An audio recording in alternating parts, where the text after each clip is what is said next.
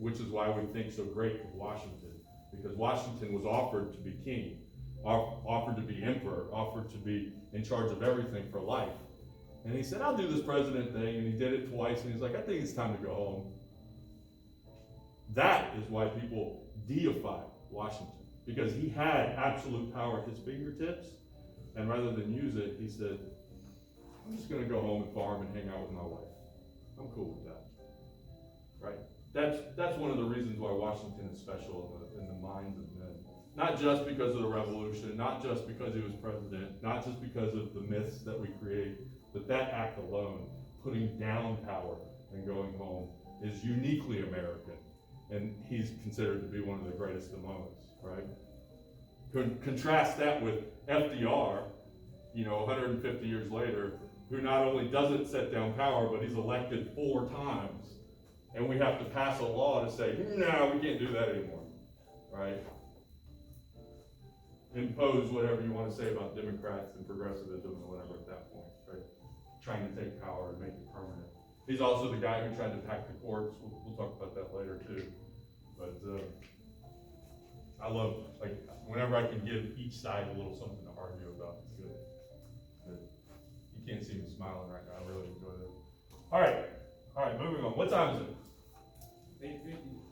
50? 48 or 50. Jeez, 30 minutes. Okay. This is a good day. I just like talking about this stuff. Okay.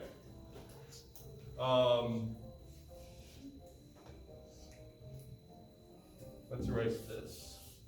Last thing, application of political theory. Remember, coming into this, nobody had a written constitution. No nation had a written constitution. Some of the states did, right? But no nation had a written constitution.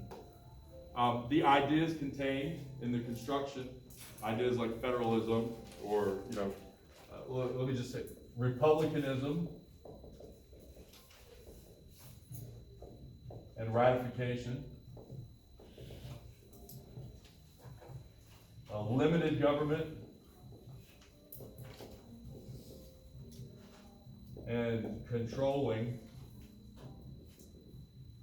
power and ambition.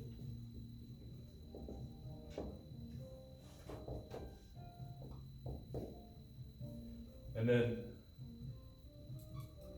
representative democracy and federalism.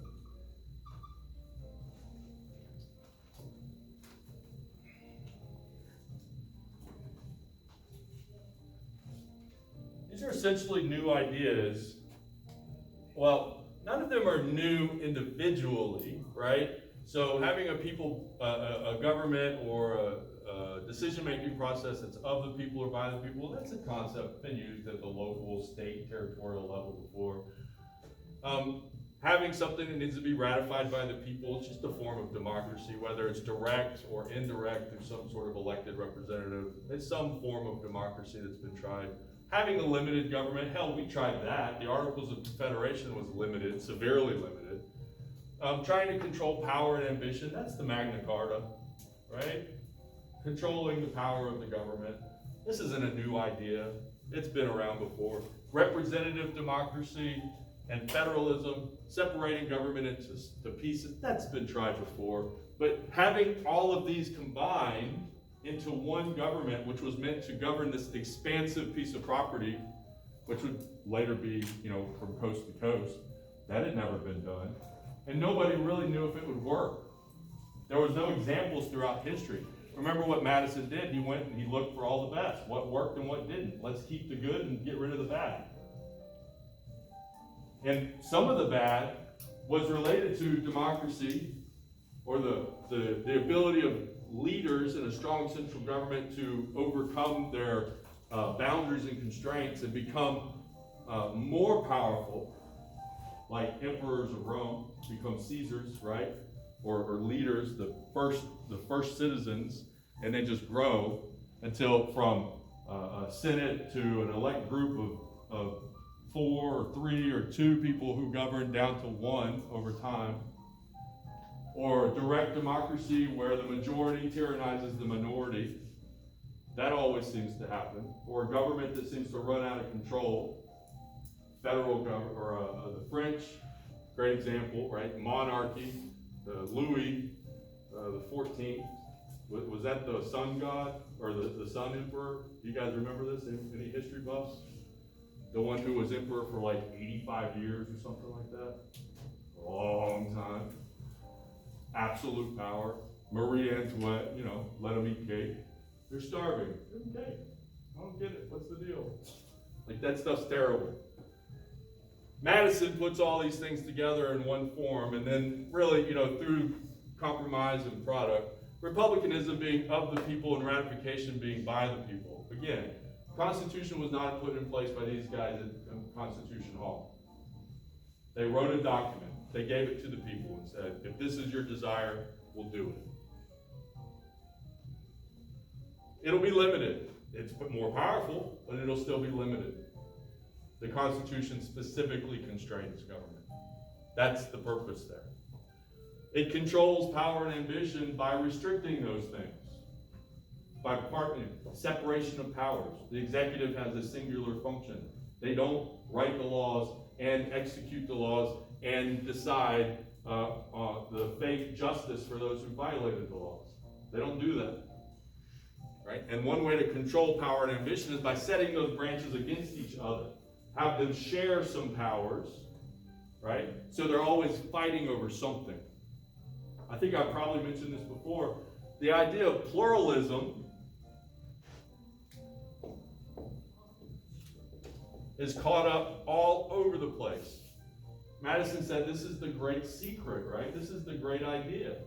You've got all these groups of people, North, South, white, black, European, English, Irish. You've got these different faiths, these different religions. You've got religious people and non-religious people. You'll have people who will move out. I can see a day in the future where we'll have Westerners, we'll have Southerners, we'll have people from other nations that will come here.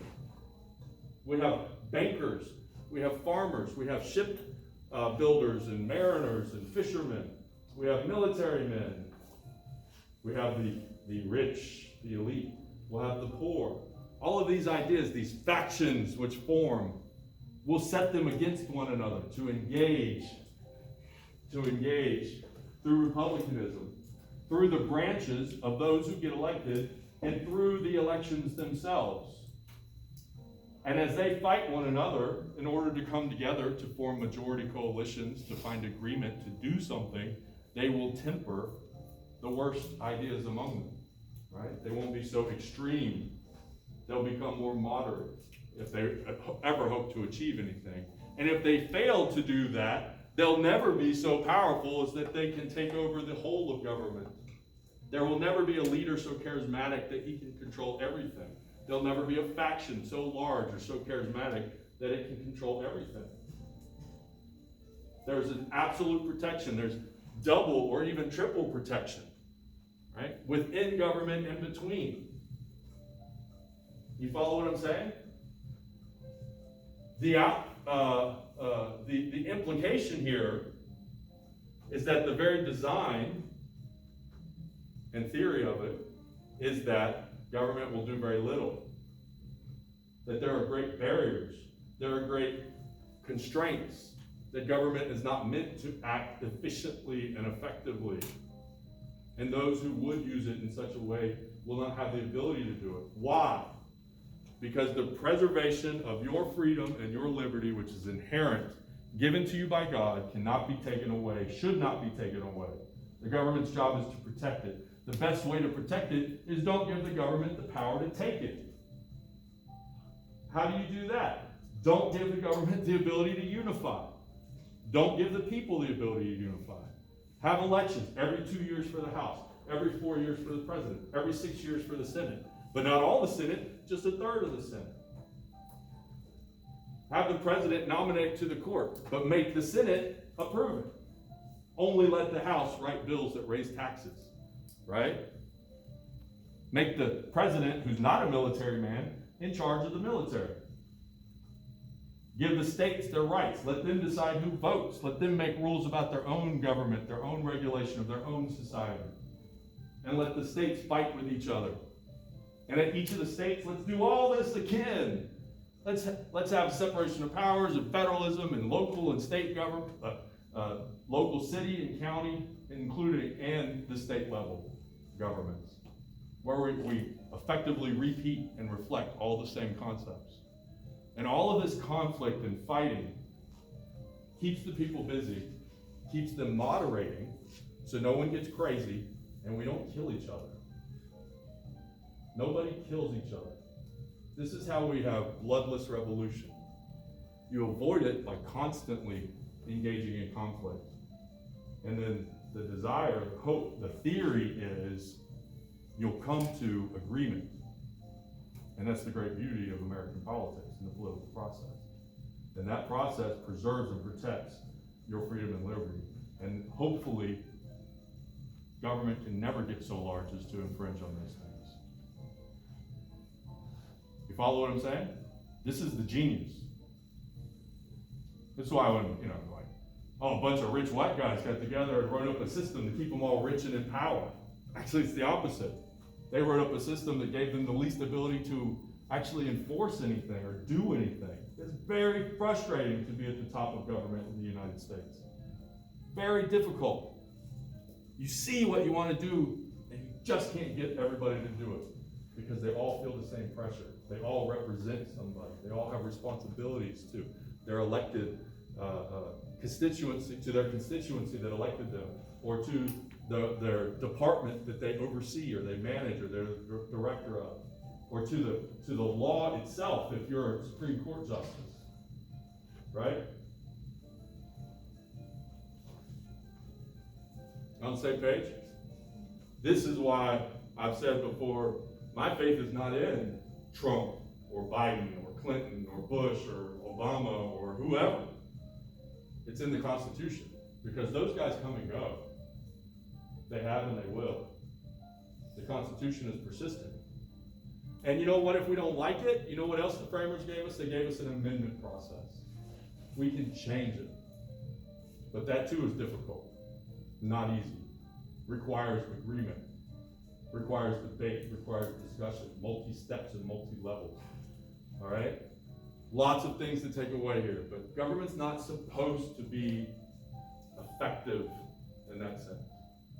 That being said, obviously one of the best designs and effective governments that's really ever been created. It's produced massive wealth, the expansion of freedom, the expansion of rights, the strongest military, right, that the world has ever seen, the strongest economy the world's ever seen, advances in science, advances in medicine. In theory, one of the more educated societies the world has ever seen. Do others do it better? Sure, in some areas. But do they do it better across everything? No. Does everybody want to trade with us? Yes. Does everybody want to come here? Yes. When you need a heart transplant, do you come here? Yes. Right? You follow what I'm saying? Okay. All right.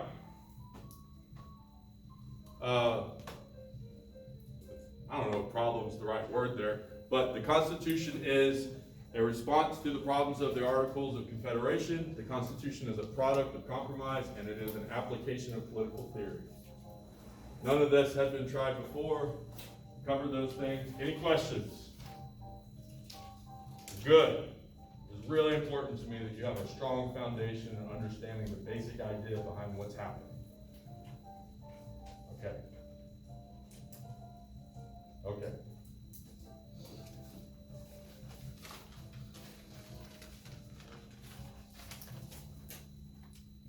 And, all right, sweet.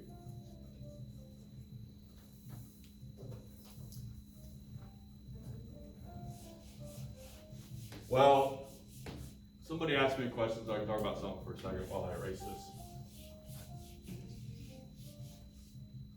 Not everybody at once.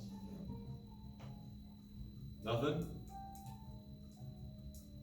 Speak. How's your weekend? Oh my gosh. Oh, it was great. Went for long walks on the beach, had some dinner, a little wine. No, none of that stuff. Sat at the house, watched some football, finally, right? And it wasn't even good. I was shocked at how bad Navy played last night. Why were they so bad? Because they refused to actually have football practice. They practiced in theory, right? They hit pads. They didn't hit each other. They never had contact. The line never blocked anyone in practice. The defense never tackled anyone in practice. Like, here's what we're gonna do in theory. And then they lined up against the BYU team that is pretty good, and they destroyed them. It was like watching college play high school or something. It was really bad, really bad. And I just thought, yeah, that's gonna be life for some of you guys. Here's what it's like in theory, right? Good luck out there, and then you go out there and you start hitting real people. You get a real job, you gotta pay real taxes, and you're like, oh man, this isn't what I thought. Oh, this is hard. So, and I feel bad for you. My generation, we hit 12 and they were like, you better start thinking about a job. Go find something to do, not hanging around here. And it's, we walked uphill both ways in the snow to go to school every day. You know what I mean? But, yeah, so anyway, all right, so, am I still on the, I think this thing followed me a little bit.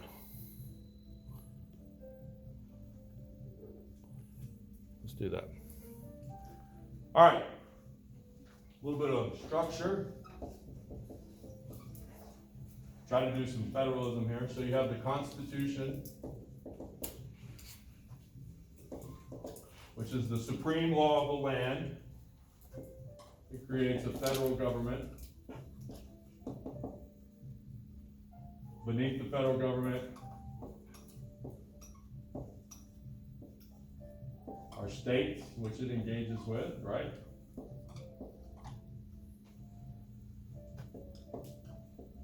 And beneath the states are the people. What rights and powers are not explicitly given to the federal government are reserved to the states. Those that are explicitly given to the states are reserved to the people. However, we want to remember the Constitution, which does this, is a social contract between the people and the government, right? The people are the ones that give power to the Constitution, which then distributes that power among the government. And the people engage both the states and the federal government through republicanism.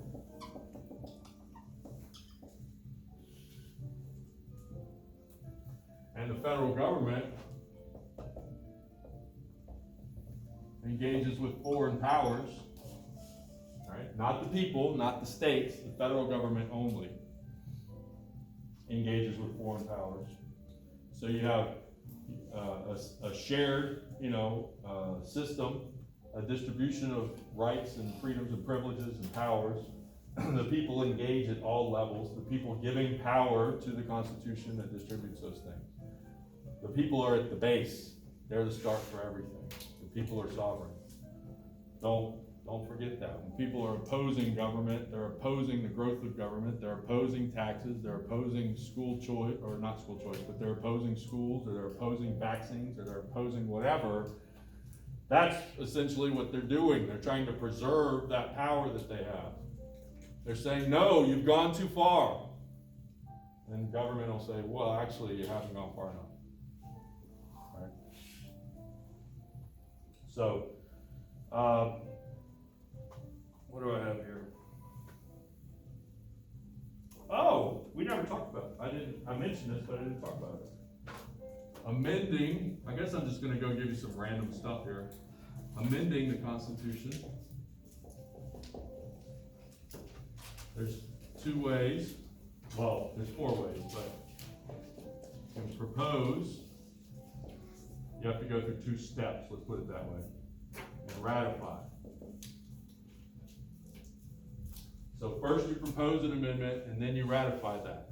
There are two ways to propose. You can do it through 2/3 vote in the House and Senate, or 2/3 of states can petition Congress to call for a national convention where all the states would then be called to consider an amendment to the Constitution. All right, so the federal government can propose an amendment, or the states themselves can petition the federal government to call for a national convention in which the states and the people of those states will determine whether an amendment should be passed.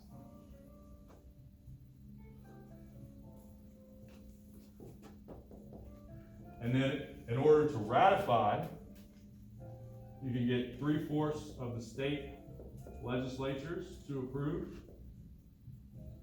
or 3/4 of state conventions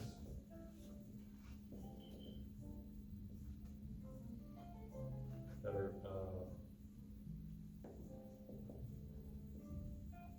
called specifically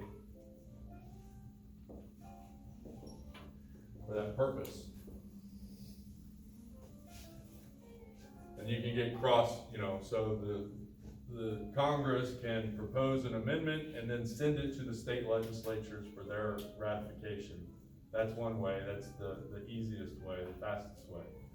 2/3 of the states can petition Congress to call for a national convention, and then the states can have their conventions.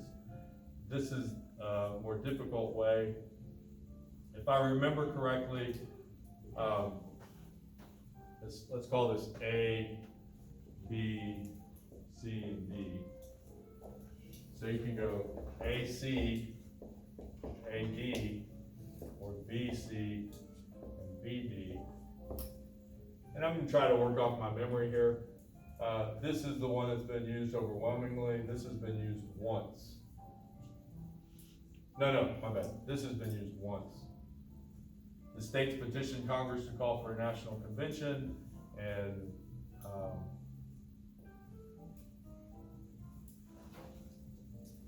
sorry, let me back up. I'm totally going to confuse you guys right now. A is used almost all the time, and then following that, it's sent to C. This one is almost all amendments to the Constitution follow that path.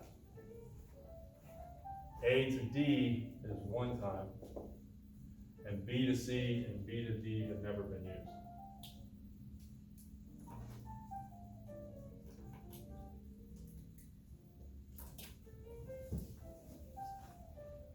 And you guys should check me on this. It's prohibition. I never remember the details of that. You'd think I would, since there's only one instance of it actually following that way. But, okay? So this is not easy. This is easy, right? This is easy. This is not. This is not. And this is why the Equal Rights Amendment, the ERA, has languished, because you can't get enough of this. You can't get 3/4 of the states to approve it. 2/3 vote in the House and Senate. So you don't need unanimous, but you do need more than a majority.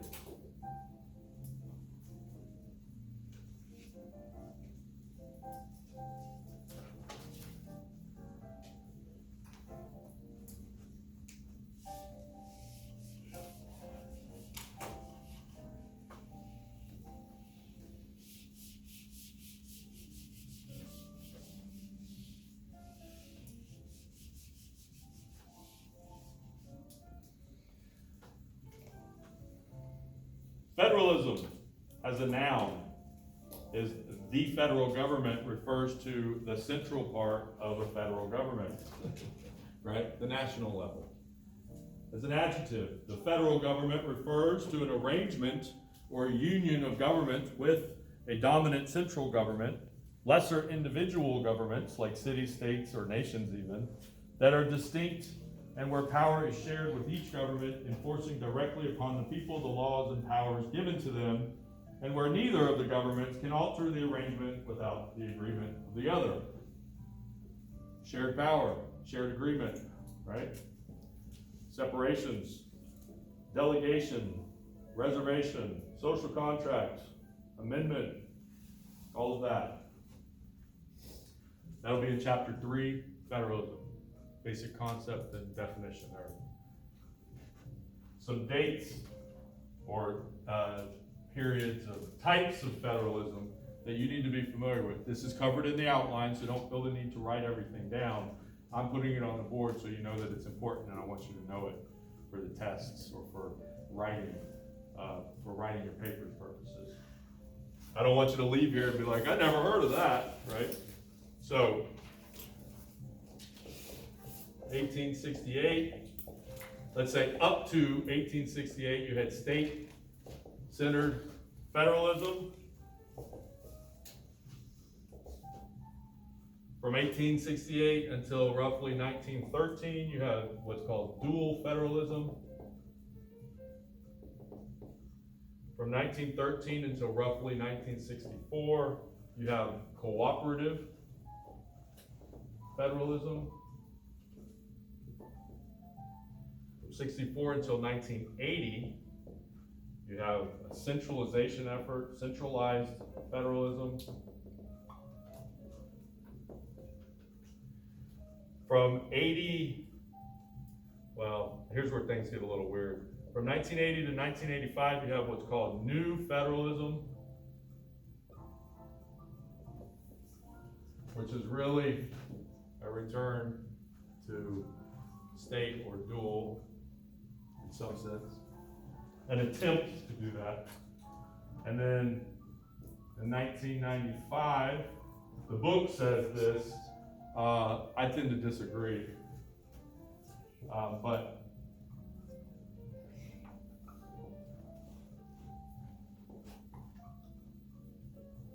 you have what's called representational federalism. And then you have these other concepts: fiscal federalism, environmental federalism, competitive federalism,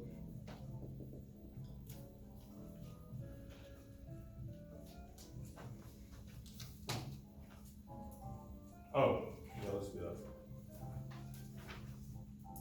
And then you'll also see this dual federalism is thought of as layer cake.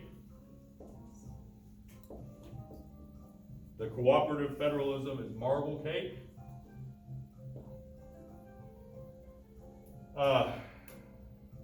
Where's my upside down cake? Do they even have it? I don't think it's in your book, so I'm not going to mention it. Some people also refer to centralized or a return as pineapple upside down cake, but we'll talk about that later. All right, so what time? We got a few minutes?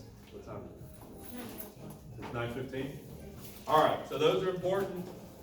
The important thing is, when we left the power to the states to basically run themselves, they ran us right into a civil war. Right? So Reconstruction says we're gonna have a shared dual federalism. Let's do this thing together. And then and under Roosevelt, what that really meant was we're gonna provide all the money and provide all the rules, and you're gonna do what we tell you to do. From 64 on, you had more of a cooperative federalism. We wanted to give states the ability to, this is the big change here was the way we provided funding to the states. So then it was like, here's money for this policy area, which is a priority, but we're gonna let you decide how to distribute it within your own state. And centralized federalism,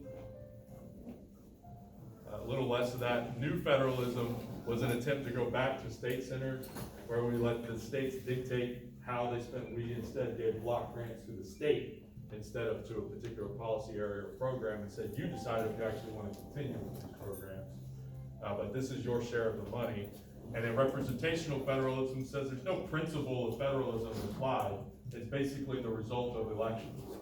So if people send representatives up who want centralized power, then that's the type of federalism they get. These things are kind of weird. These are higher level discussions of federalism, but essentially this is about fighting over money, as you might imagine, the share and how money is distributed between the states.